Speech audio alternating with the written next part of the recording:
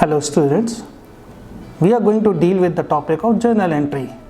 The journal is basically a primary book of accounts, and in this book we record all the entries of business which occur. It is a chronological book in the sense that we record all the business transaction in order in which it appears.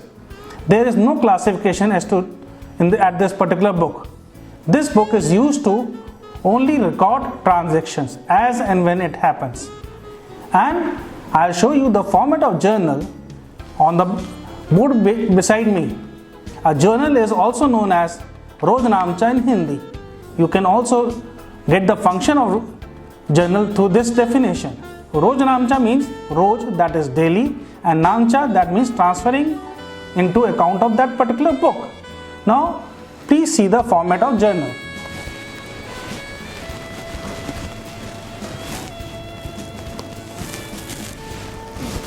A journal is divided into number of columns.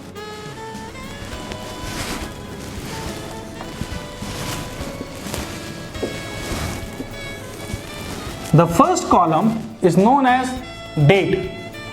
The second column has particular. The third column is of ledger folio. In this column, we record the number of the ledger page in which that particular transaction is transferred into. The fourth column is known as debit amount, and the fifth column is known as credit amount. The title of the journal is recorded just above it, and it is recorded journal entry, journal in the books of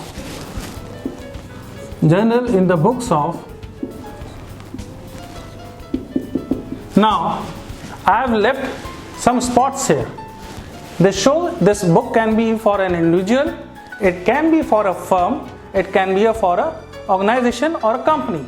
So in the books of for the period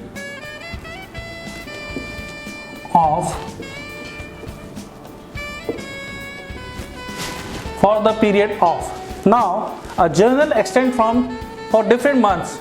It is a big book, so we do not maintain a single journal. So this book first journal can extend from 1st March to 31st April, then 1st June to 31st July, so on and so forth. Now you have seen that I have written debit amount and credit amount here.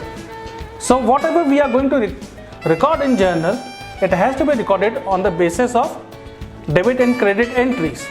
And these debit and credit entries are decided on basis of debit and credit rules of various accounts. So from this point, I will move forward for the rules of debit and credit.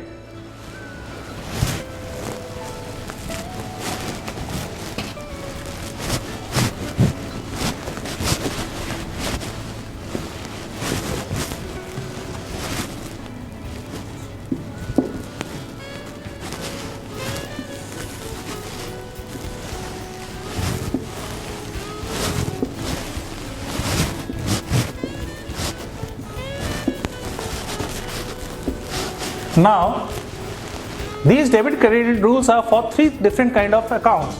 For personal. Now, personal account refers to all kind of persons. These persons can be an organization, these can be a firm or individual person. Basically, these persons are either the owner or the suppliers or loan takers from the company. So they have their own rules. So in debit side, debit what comes in? Debit the receiver.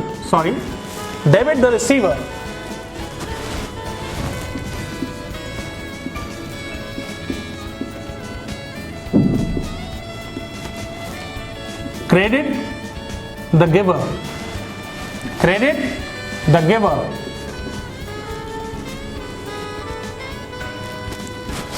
So any person who receives certain amount or certain assets or sales from you, his name is debited. And on the other hand side, whoever gives you something on credit or receives some amount of money from you, his name is credit. So this is basically the personal account rule. And there are two more accounts and we are going to study about them in future.